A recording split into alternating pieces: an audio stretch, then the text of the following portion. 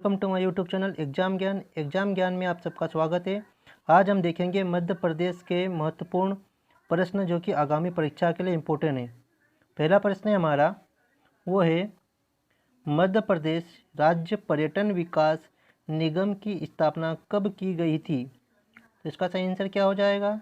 इसका जो सही आंसर हो जाएगा वो हो जाएगा वर्ष 1978। वर्ष 1978 में इसकी स्थापना की गई थी। चलते हैं नेक्स्ट क्वेश्चन की ओर।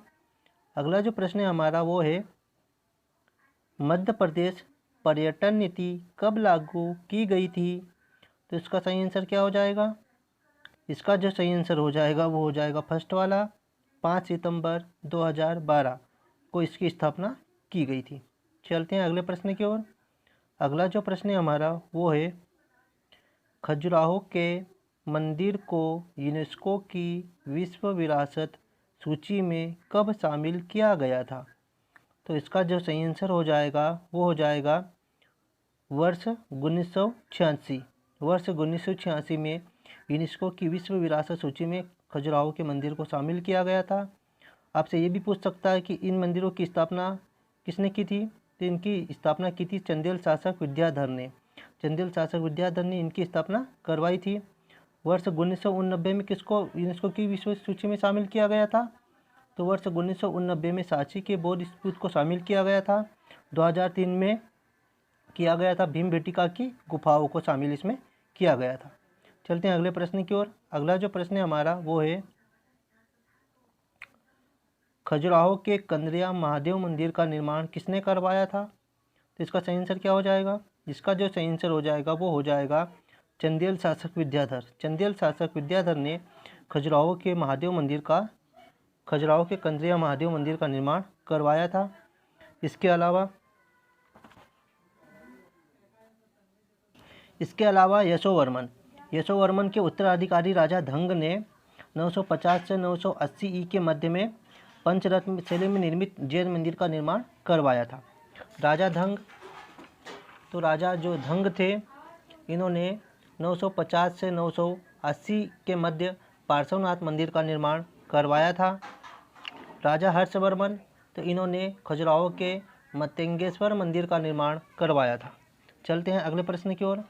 अगला जो प्रश्न है हमारा वो है, खजुराहो के लक्ष्मण मंदिर का निर्माण किसने करवाया था। तो खजुराहो के लक्ष्मण मंदिर का निर्माण यशोवर्मन ने करवाया था। किसने करवाया था? यशोवर्मन ने करवाया था। इसका ये सही आंसर हो जाएगा। इसके अलावा आपको ये बता ही दिया गया कि हर्षवर्मन ने किसका? खजुराहो के मत्स्येश्वर मंदिर का निर्माण करवाया है। चलते हैं अगले प्रश्न की ओर। अगला प्रश्न हमारा वो है, खजुराहो के चित्रगुप्त मंदिर का निर्माण किसने करवाया है। तो खजुराहो के चित्रगुप्त मंदिर का निर्माण राजा गंडदेव ने करवाया है।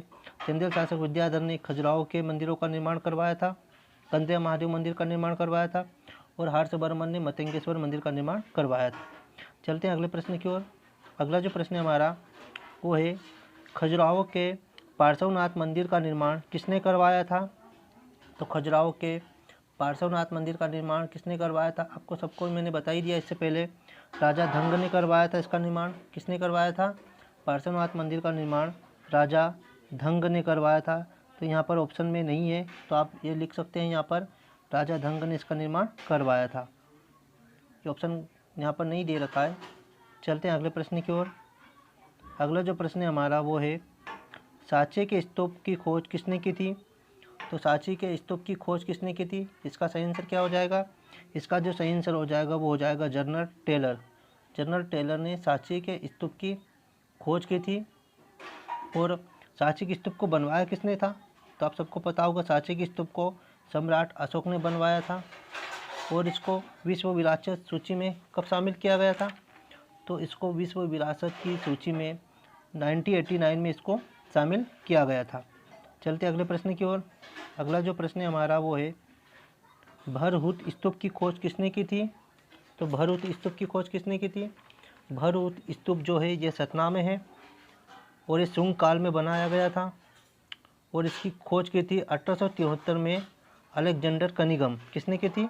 अलेक्जेंडर कनिगम ने की थी 1873 में, और ये शुंग काल में बनाया गया था, एक बौद्ध स्तूप था। चलते अगले प्रश्न की ओर। अगला जो प्रश्न है हमारा वो है जहाज महल और हिंडोला महल का निर्माण किसने करवाया था? तो इसका सही आंसर क्या हो जाएगा? जहाज महल और हिंडोला महल का निर्माण करवाया था गयासुद्दीन खिलजी ने। ये कहाँ पर है? तो ये मांडू में है। इसके अलावा बाज बहादुर का आपने नाम सुना होगा, इन्होंने बाज बहादुर महल और रानी रूपमती महल बनाया है। राजा सूरत सेन ने ग्वालियर के किले का निर्माण करवाया था, जिसे जिब्राल्टर ऑफ इंडिया भी कहा जाता है। और राजा मानसिंह, तो मानसिंह ने ग्वालियर में मानसिंह महल का निर्माण करवाया है। चलते हैं अगले प्रश्न की ओर। अगला जो प्रश्न है हमारा वो है कौन सा ऐतिहासिक स्थल मांडू में नहीं आता है, मांडू में नहीं है, ये बताना अपने को। तो असरपी महल मांडू में है, दिल्ली दरवाज़ा भी मांडू में है, जहांगीर दरवाज़ा भी मांडू में है। हिंगलाज का किला ये यहाँ पर नहीं है, ये कहाँ पर है? तो ये मंदसौर में है। कहाँ पर है ये हो जाएगा मंदसौर में। चलते हैं अगले प्रश्न की ओर। अगला जो प्रश्न है हमारा वो है असीरगढ़ का किला किस नदी के तट पर स्थित है? तो असीरगढ़ का किला किस नदी के तट पर स्थित है, ये बताना अपने को।